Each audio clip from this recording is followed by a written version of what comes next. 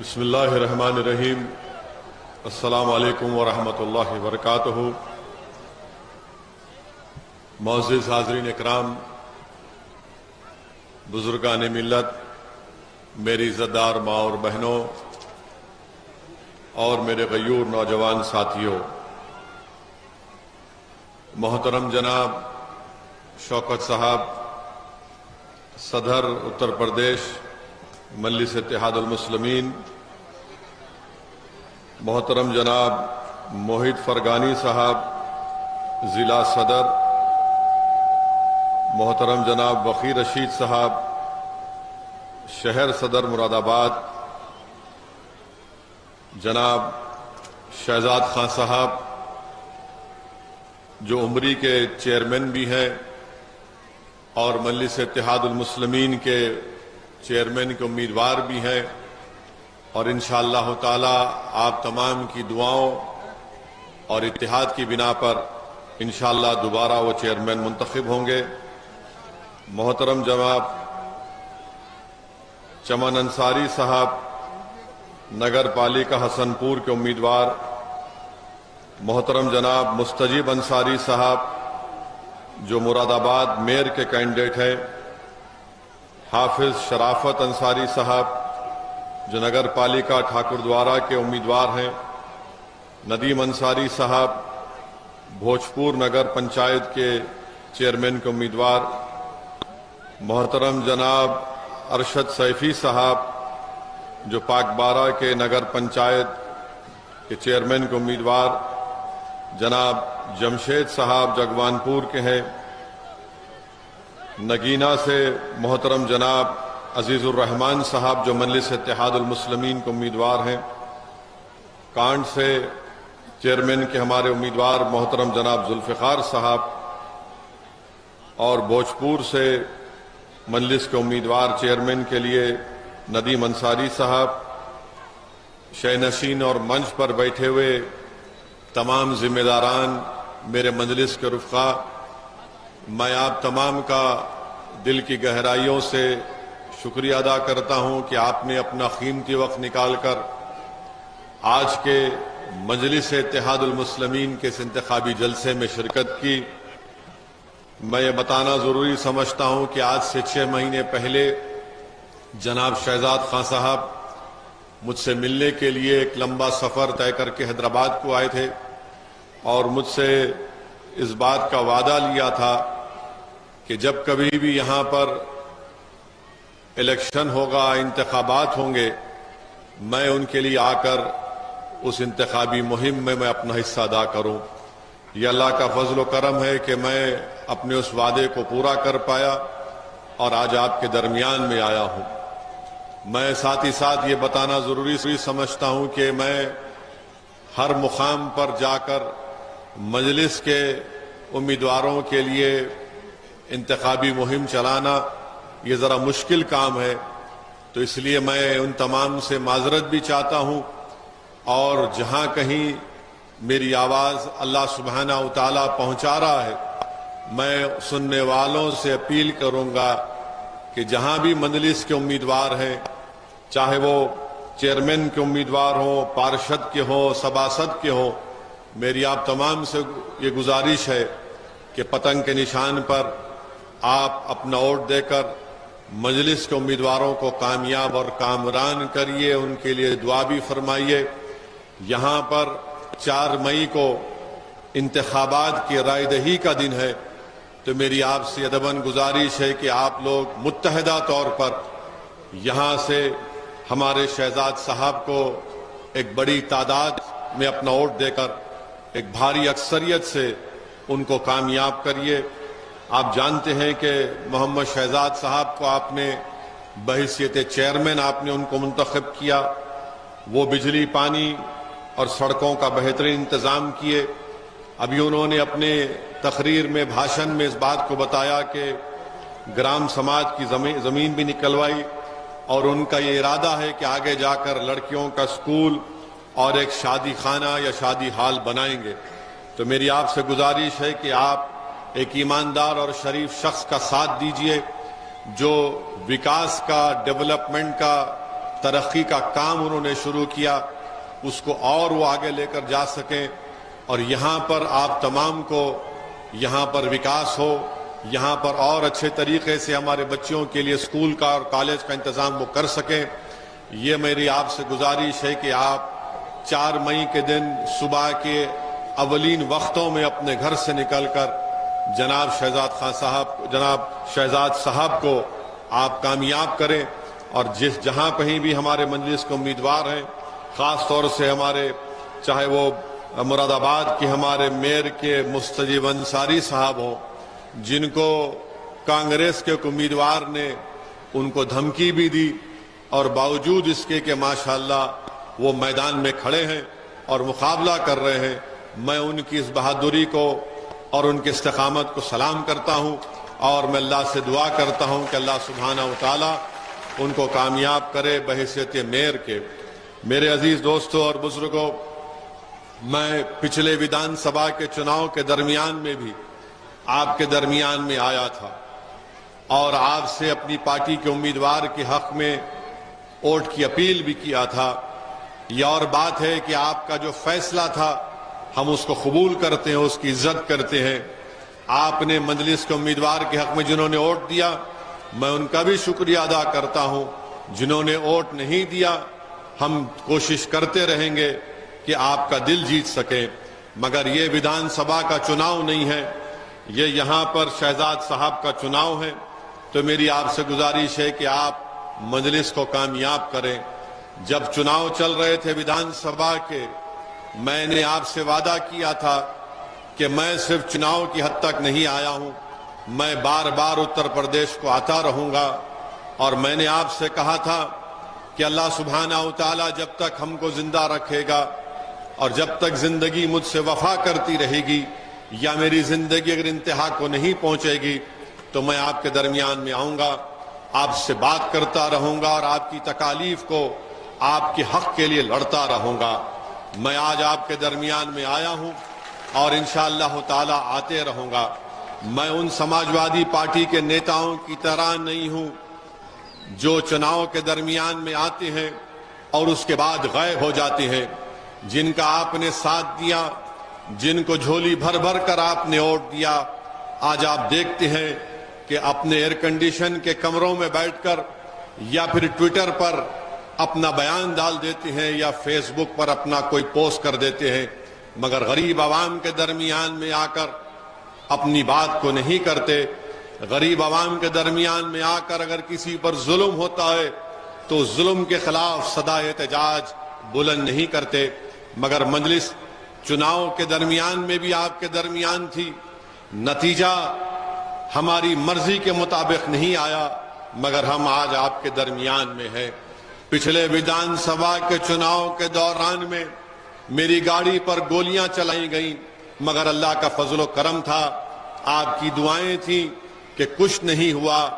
जालिम ये समझ रहा था कि गोलियां चलाने के बाद या तो ओवैसी मर जाएगा या फिर डर कर उत्तर प्रदेश को नहीं आएगा, मगर अल्लाह सुब्हानहू तआला ने मुझे हिम्मत दी और मैंने उस वक्त भी कहा था कि गोलियां मेरी हिम्मत को और मेरी हिम्मत को कम नहीं कर सकती हैं। मैं आपके दरमियान में आता रहा। तो मेरे अजीज दोस्तों और बुजुर्गों, मेरी इज्जतदार माँ और बहनों, हम आपसे सिर्फ यही गुजारिश करने आए हैं कि आप मजलिस के जरिए से अपनी एक सियासी लीडरशिप को उत्तर प्रदेश में बनाइए। जब तक आप अपनी सियासी लीडरशिप को नहीं बनाएंगे, याद रखिए आपके मसले मसाइल हल होने वाले नहीं हैं। आपका फैसला था, मैं उसको सलाम और इज्जत करता हूं। आपने समाजवादी पार्टी को वोट दिया, मगर बताइए कितने समाजवादी पार्टी के नेता जीत कर उत्तर प्रदेश की विधानसभा में जाकर आपकी तकालीफ को बयान करते हैं, आपके हक के लिए लड़ते हैं, आपके मसाइल को बयान करते हैं। इसीलिए मैंने आपसे कहा था और आज फिर कह रहा हूं कि जब तक आप अपने वोट से अपनी पार्टी को कामयाब नहीं करेंगे, आपकी तकालीफ दूर नहीं होंगी। जब तक आप अपने नेता को नहीं बनाएंगे, और याद रखिए नेता कोई आसमान से नहीं आएगा, नेता कोई जमीन से निकल कर नहीं आएगा, नेता अगर आएगा तो आपके दरमियान से आएगा। मैं सलाम करता हूं दूसरे हमारे समुदाय के भाई और बहनों को जिन्होंने सियासी सोच का मुजाहरा किया और अपने अपने नेता को बना लिया, मगर आपका और खास तौर से मुस्लिम समुदाय का मामला जब आता है, हर चुनाव जब आता है, तो हम हमारे दरमियान में खड़े होकर कोई कहने वाला कह देता है कि भाइयों बहनों अब सेकुलरिज्म को बचाना है, फिरका परस्ती को हराना है। यकीनन हराइए फिरका परस्ती को, कौन नहीं चाहता। ये फिरका परस्ती जो भारत को दीमक की तरह कमजोर कर रही है, ये नफरत जो भारत को ताकतवर बनाने से रोक रही है, मगर ये तो बताइए कि क्या सिर्फ इस आग को बुझाने का जिम्मा हमने लिया है? क्या इस नफरत का खात्मा करने की जिम्मेदारी सिर्फ हम पर है? फिरका परस्ती का खात्मा एक बहुत बड़ा बोझ है जो हम अकेले नहीं उठा सकते। मैं यही कह रहा हूं, अगर हमारे बच्चों को स्कूल नहीं मिलता, अगर हमारे नौजवानों को झूठे इल्जाम में जेल को भिजा दिया जाता है, तो फिर इसकी आवाज कौन उठाएगा? इसका सद्देबाब कौन तलाश करेगा? इसीलिए मैं आपसे कह रहा हूं कि आप मेरी इस बात का गौर करिए। वोट आपका इख्तियार है, जमहूरियत है, आप जिसको चाहे वोट दे सकते हैं, मगर अगर आप अपनी लीडरशिप को मजबूत नहीं करेंगे तो फिर कौन आवाज उठाएगा? और याद रखिए, अगर कोई ये कहेगा कि नहीं नहीं हम वोट समाजवादी को देंगे या किसी और पार्टी को देंगे, मगर ओवैसी मोदी और योगी के खिलाफ तो बोलता है, बोलता रहेगा। मगर मैं आपसे पूछना चाह रहा हूं, थालियों के लिए नहीं कह रहा हूं, मैं आपसे पूछना चाह रहा हूं, जो लोग इस तरह की सोच रखते हैं ओवैसी तो बोलेगा, तो फिर जो नहीं बोलता आप गूंगों का साथ क्यों देते? जो गूंगे हैं उनका साथ आप क्यों देते? जो अपनी जबान को जुम्बिश नहीं दे सकते जुल्म के खिलाफ बोलने के लिए, तो कैसे आपके वोट के हकदार बन जाते हैं? जिनको आपने वोट दिया कहां है उनकी जबानें? चुनाव के दौरान में तो मुझे बहुत गाली दी गई कि ये बी टीम है, ये फुला टीम है। ठीक है, जितना मुझे गाली देना है, चाहे वो कोई सेकुलर पार्टी जो अपने आप को कहती है मुझे गाली दो, मुझे बी टीम कहो, सी टीम कहो, डी कहो, ई कहो, एफ कहो, अलीफ लाम बे ते से तक जितना कहना कह दो, मगर ये तो बताओ तुम किसकी टीम हो? तुम कौन सी टीम के हो? तुम कौन सी टीम में कहां खेलते हो? भाई मैं हूं, आपके दरमियान में हूं, मैं आपका हूं और आपका ही रहूंगा। मैं कहीं जाने वाला नहीं हूं, मैं आपका नौकर हूं।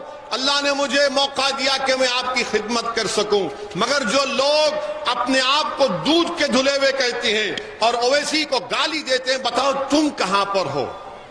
तुम कौन से मुकाम पर खड़े हो? तुम कौन सी बात कर रहे हो? वोट तो लिया कि बीजेपी को रोकेंगे। मैं आपको याद होगा कांट में हमारा जलसा हुआ था, कांट विधानसभा में एक बड़े मैदान में, कौन सी जगह पर हुआ था? नहीं, एक मैदान था, हाँ कांट में। बहरहाल जिस मुकाम पर हुआ था, मैंने कहा था आपसे कि समाजवादी पार्टी बीजेपी को नहीं हरा सकती, तो दूसरे दिन से सोशल मीडिया पर शुरू होगा, देखो ओवैसी क्या कह रहा है, बीजेपी को नहीं हरा सकते। एक बार नहीं, मैंने कई मर्तबा कहा था। पूरे उत्तर प्रदेश के चुनाव में 160-170 सभाएं मैंने की थी। मैंने हर सभा में कहा था कि देखो ये नहीं होने वाला है, ये काम नहीं होने वाला है, मगर सबने मुझे गाली दी और कहा कि ओवैसी भड़काऊ भाषण दे रहा है। मैं आपसे क्या कहा था कि एक चिराग को रोशन करो। मैंने आपसे कहा था कि अंधेरे में अपने घर में एक चिराग को रोशन करो, उस चिराग से अपने घर के अंधेरे को दूर करो। मगर आपने फैसला किया कि नहीं नहीं, अब अखिलेश को मुख्यमंत्री बनाएंगे तो पूरी रोशनी आ जाएगी। कहां आई रोशनी बताइए आप? आपने अपना वोट दिया। समाजवादी पार्टी की तारीख में मुस्लिम समुदाय ने इतना वोट नहीं दिया था। 85% मुस्लिम समुदाय ने समाजवादी पार्टी को वोट दिया। अब बताइए भैया कहां है? भैया एयर कंडीशन कमरे में बैठकर अपने फोन पर ट्विटर पर कुछ 280 अल्फाज लिख देते हैं कि मैं एनकाउंटर हुआ उसका कंडेम करता हूं। फेसबुक पर कुछ पोस्ट लिख देते हैं। जबान से जो लोगों की हत्या की गई, जो पुलिस के कस्टडी में थे, जिनकी हाथों में जंजीरें थी, उनका नाम लेने से डरते हैं, उनका नाम लेने से डरते हैं। और जब हमसे आकर पूछा जाता है तो हम ये कहते हैं कि जुल्म हुआ, ये नाइंसाफी हुई, ये एक्स्ट्रा जुडिशियल किलिंग हम नाम लेकर कहते हैं। मगर शिकायत आपसे है, शिकायत तो आपसे है कि आपने ऐसे लोगों पर भरोसा किया, आपने इनको वोट दिया, मगर इन्होंने किया उन्होंने कुछ नहीं किया। इसीलिए आपसे कह रहे हैं कि आप अपनी नेता को बनाइए, लीडरशिप को बनाइए। मैं यहां पर अपने आप के लिए नहीं आया हूं और अल्लाह मुझे जब तक भिजाएगा मैं आपके लिए आता रहूंगा। अगर यहां से शहजाद चेयरमैन बनेगा तो यह पहला पैगाम होगा कि अब आपने करवट ली है और आप में शऊर बेदार हो गया। अगर मुरादाबाद से हमारा मेयर मुंतखब होगा तो पूरे उत्तर प्रदेश में जलजला आ जाएगा। नगीना से हमारा चेयरमैन बनेगा तो तमाम ये सेकुलर पार्टियों की नींदें हराम हो जाएंगी कि आखिर हो क्या रहा है। अगर कांड से हमारा चेयरमैन बनेगा तो एक इत्तेहाद की फिजा पैदा होगी। अगर संभल से हमारा चेयरमैन बनेगा तो इनको मालूम हो जाएगा कि अब लोग इन पर यकीन नहीं करेंगे। मगर आपको एक मिसाल दे रहा हूं, समझाने के लिए एक बात कह रहा हूं कि बिहार में गो ये लोकल बॉडी का इलेक्शन है, मगर समझाने के लिए कह रहा हूं कि बिहार में सरकार है नीतीश कुमार की और तेजस्वी यादव की, जो अखिलेश यादव के रिश्तेदार भी हैं,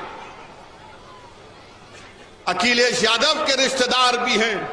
तो वहां पर नीतीश कुमार की सरकार ने एक आनंद मोहन साहब हैं जिनको कोर्ट ने लाइफ की सजा दी कत्ल के इल्जाम में। उन्होंने एक दलित आईएएस ऑफिसर की हत्या की तो उनको कोर्ट ने लाइफ की उम्र कैद की सजा दी। तो नीतीश कुमार और तेजस्वी यादव की सरकार ने कहा कि 24 का चुनाव आ रहा है, हमको राजपूतों के वोट हासिल करना है। इसीलिए जो जेल का मैन्यूल होता है जिसमें लिखा गया कि अगर कोई गवर्नमेंट के सर्वेंट को, अगर कोई कर्मचारी को सरकार की हत्या करेगा तो उसको रिमिशन माफी नहीं मिलेगी, कानून बदल दिया, वो जेल से निकल रहे हैं, निकल गए हैं। एक दलित आईएएस ऑफिसर की बेवा जो हैदराबाद में रहती है वो रो रही थी, कौन उसके हाथ से खड़ा हुआ? असदुद्दीन ओवैसी खड़ा हुआ। ये नहीं देखा कि वो दलित है, ये देखा कि इसके साथ नाइंसाफी हो रही है। मगर वो लोग ये नहीं देखे, तेजस्वी यादव देखे कि 24 का चुनाव आ रहा, वोट हासिल करना है। मगर याद रखो, क्योंकि वो जो साहब को छोड़ा गया उनका समुदाय उनके साथ था,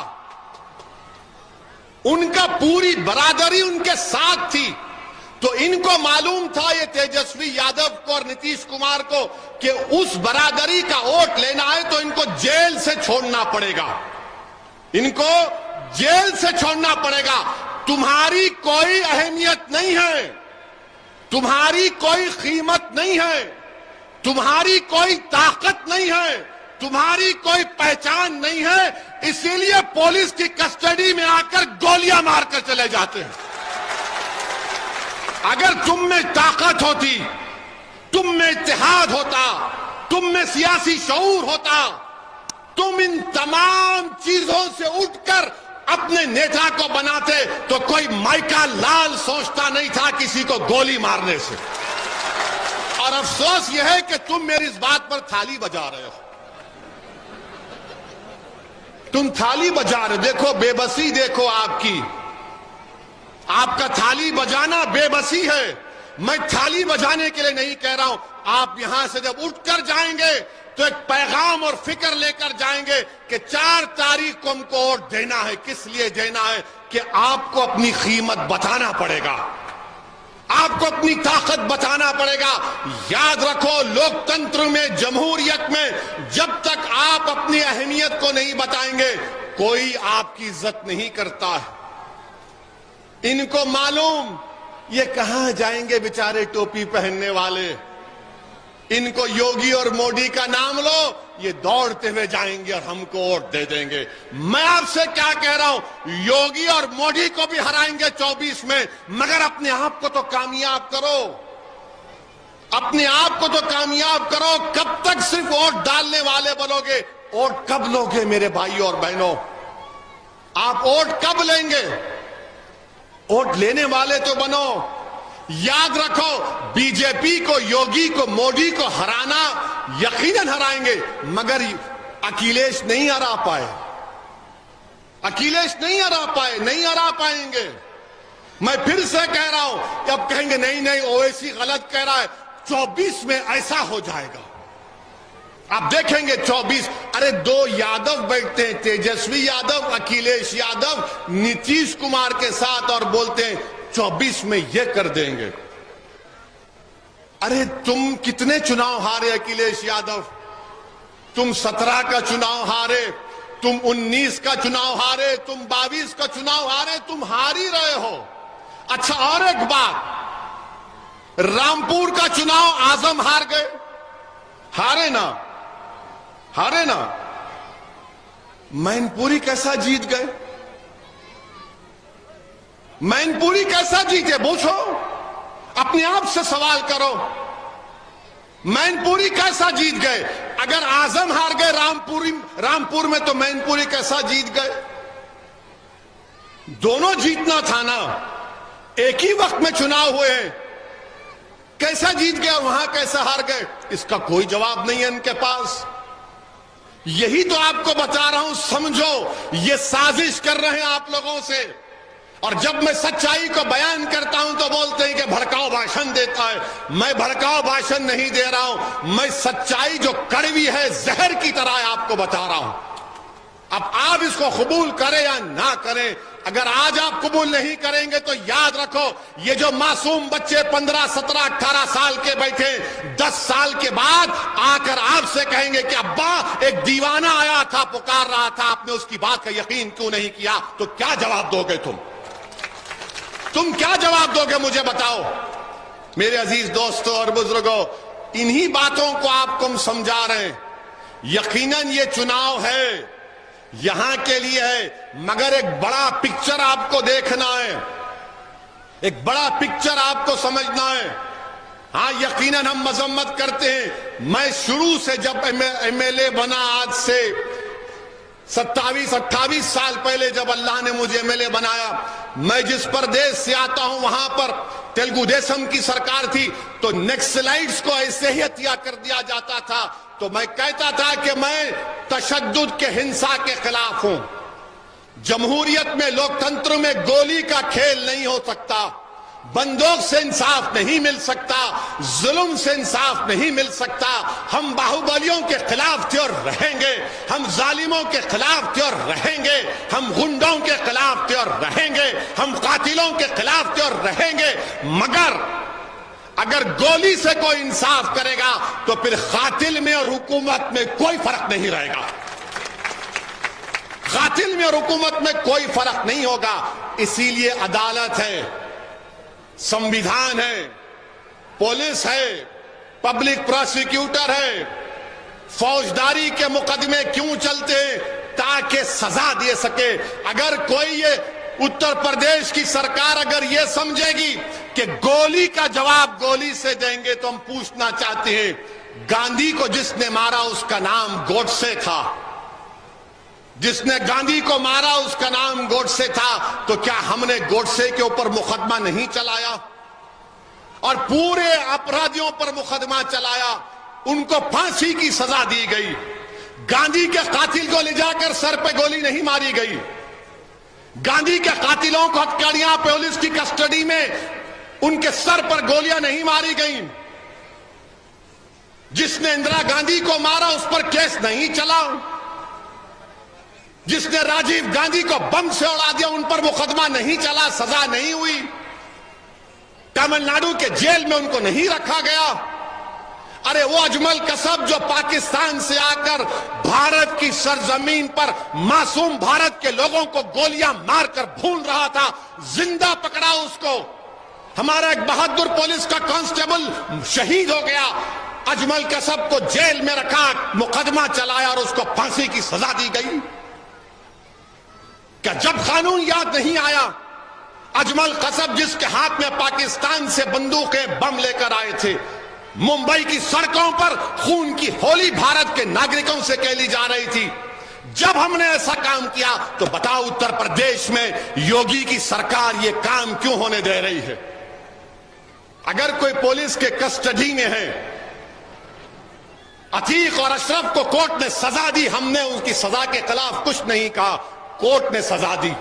मगर जब आपकी कस्टडी में है और कोई आकर करीब से सर पर गोली मार देता है और जो पुलिस वाले साथ में थे उनको याद नहीं आया मुख्यमंत्री का वो फरमान कि गोली का जवाब गोली से, वो बेचारे परेशान हो गए, कुछ नहीं कर सके।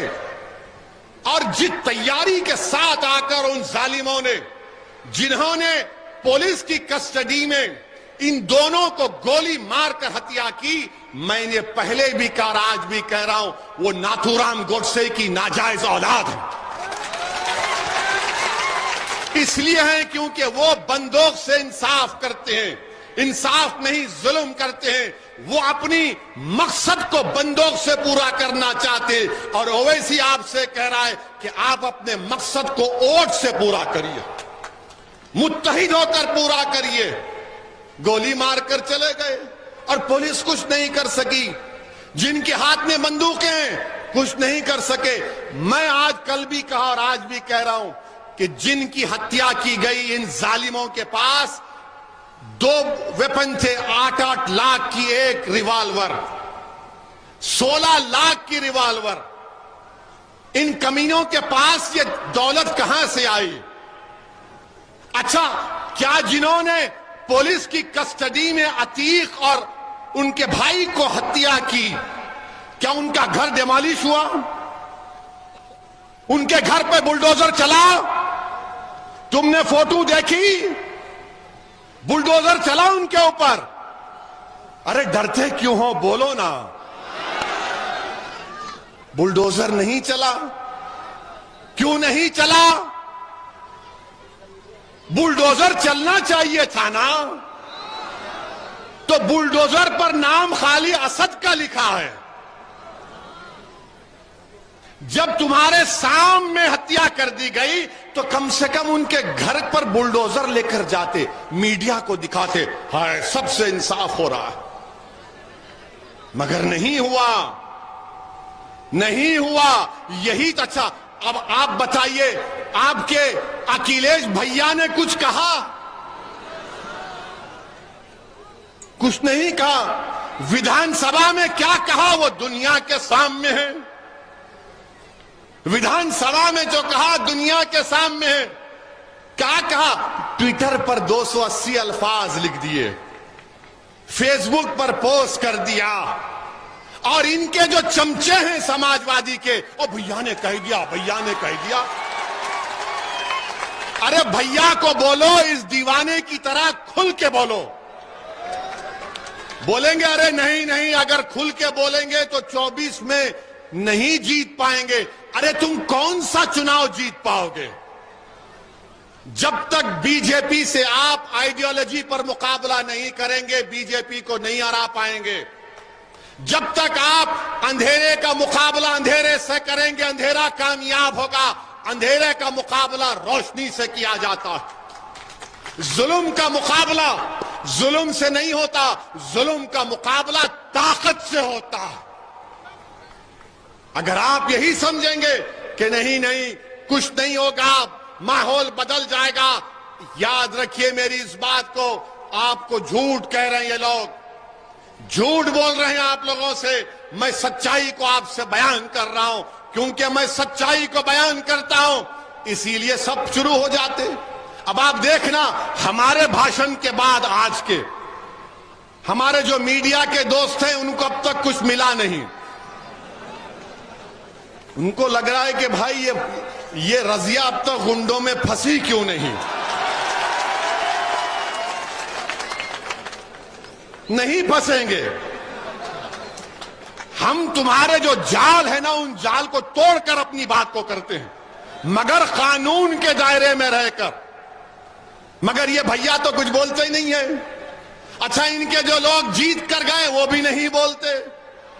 अब आप बताइए क्या हाल है। अच्छा, मीडिया की जब बात आई, हम आपको बताना चाह रहे हैं कि हमारे शहर हैदराबाद में कब्रिस्तान है, मेरे पार्लियामेंट की कॉन्स्टिट्यूंसी में। उस कब्रिस्तान में खबर है, उस खबर पे रास्ता है, कब्रिस्तान का रास्ता है। तो वहां पर कब्रिस्तान में होता, पुराना कब्रिस्तान है, लोग अक्सर क्या करते कि पुरानी खबर खोद के दफना देते जनाजे को। तो किसी ने क्या किया कि मैयत को दफना दिया और उस पर रास्ता था, तो वहां पर खबर के ऊपर एक जाली लगा दी। तो मीडिया ने चला दिया कि पड़ोसी मुल्क का कब्रिस्तान है। अबे हैदराबाद का कब्रिस्तान है, पड़ोसी मुल्क का नहीं है। तो बताया कि हैदराबाद के कब्रिस्तान को पाकिस्तान का कब्रिस्तान, और बताया कि उसको जाली इसलिए लगा दी गई क्योंकि बाज गंदे लोग हैं जो बदफेली करना चाहते थे उस मुर्दे से। और जब हमारे लोगों ने बताया कि भैया ये कब्रिस्तान हैदराबाद का है, तो पूरे मीडिया के लोगों को समझ में नहीं आया कि हमेशा एक हैदराबाद में आकर क्यों फंस जाते हम लोग। क्योंकि सच्चाई बयान कर रहे हैं, सच्चाई को बयान कर रहे हैं। तो हमारे मीडिया के लोगों से हम कहेंगे कि भैया जरा मालूम तो कर लेते कि कब्रिस्तान क्या है। अरे तुम हमारी जिंदगी में, हम जिंदा हैं तो तुम परेशान, अरे खबर में जाके सो रहे तो तुम परेशान क्यों हो रहे हो। कम से कम खबरों को तो छोड़ दो। अब बताओ, ये हमारी वफादारी की निशानी नहीं है तो क्या है। जिंदा है तो हमारी मां ने 9 महीने पेट में रखकर इस भारत की जमीन पर हमको पैदा किया, और जब हमें अल्लाह के हुक्म से दुनिया से चले जाते तो इसी जमीन में चले जाते। ये हमारी वफादारियों की निशानियां हैं, मगर आप उसमें भी हमको परेशान कर रहे हैं। अब क्या चाहते हैं कि हम खबर से निकल कर आए। अब क्या चाहते हैं आप कि कोई आकर बोलेगा कि खुम बिस्मिल्लाह तो उठ जाए हम लोग। अरे उठेंगे, जब सूर फूंका जाएगा तो सब उठाए जाएंगे। एक एक अमाल का जवाब देना पड़ेगा। जो किसी पर झूठा इल्जाम लगा रहा है, जो किसी जालिम का साथ दे रहा है, जो किसी शख्स को अल्लाह से ज्यादा मोहब्बत करेगा, सब हिसाब किताब होगा, सब उठाए जाएंगे कब्र से, सब होगा।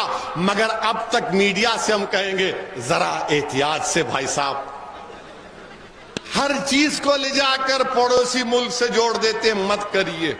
तो मेरे अजीज दोस्तों और बुजुर्गों, हम आपसे अपील कर रहे हैं कि ये माहौल है, और हम मुख्यमंत्री योगी आदित्यनाथ से भी कहना चाह रहे हैं कि मुख्यमंत्री जी, आपके पार्टी में कितने बाहुबली हैं बताइए ना।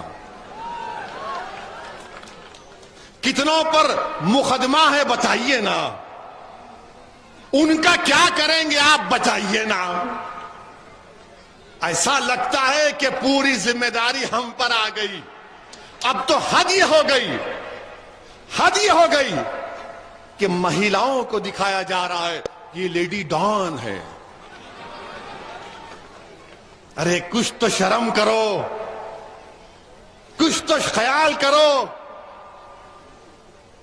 महिलाओं को दिखा लेडी डॉन है। अब क्या बाकी रह गया। अब तो शायद तुम अनकरीब में एक 6 साल के बच्चे को कहोगे ये चाइल्ड डॉन है, ये बच्चा डॉन है। अरे कुछ तो रखो। मगर कोई कुछ नहीं बोलेगा। आप पूछिए बीएसपी के नेताओं से, पूछिए समाजवादी के नेताओं से, पूछिए कांग्रेस के नेता तो हमारे मेयर के कैंडिडेट को धमकी दे रहे हैं कि तुमको गोली मार देंगे। तो हमारे मेयर के उम्मीदवार अंसारी साहब ने कहा, मुस्तजीब अंसारी ने कहा कि भैया जब गोली मारना पीठ पर नहीं मारना, सीने पर मारना। हम मुस्तजीब अंसारी साहब को बोलना चाह रहा हूं, ये गोली मारना, ये सब करना, ये कमजोरों का काम है। अरे जोड़ना दिलों को ये बड़ा काम है। गोली तो इलाहाबाद में भी, प्रयागराज में भी गोली चली थी, इलाहाबाद में भी गोली तो गांधी पर भी चली थी, मगर दुनिया याद रखती है। दुनिया गांधी के कातिलों को याद नहीं रखी, दुनिया गांधी को याद रखी, क्योंकि गोली से उनकी हत्या की गई थी।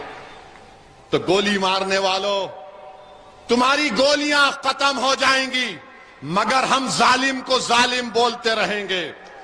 गोली मारने वालों याद रखो, तुम पूरी गोली खत्म हो जाएगी तुम्हारी, मगर हम सच्चाई और हक को बुलंद करते रहेंगे। हम गोलियों से डरने वाले नहीं हैं, हम परवरदिगार से, रब्बे कायनात से डरने वाले हैं। हम गोली के डर से तुमसे मोहब्बत नहीं करेंगे, हम गोली भी खाएंगे और कमली वाले की गुलामी का नारा बुलंद करेंगे। तो मेरे अजीज दोस्तों और बुजुर्गों, मुत्तहिद हो जाइए। 4 मई को आप अपना एक वोट जनाब शहजाद साहब को देकर कामयाब करिए और आप मुतमईन रहिए। अगर आप वोट नहीं भी देंगे, मैं तो आता रहूंगा उत्तर प्रदेश को।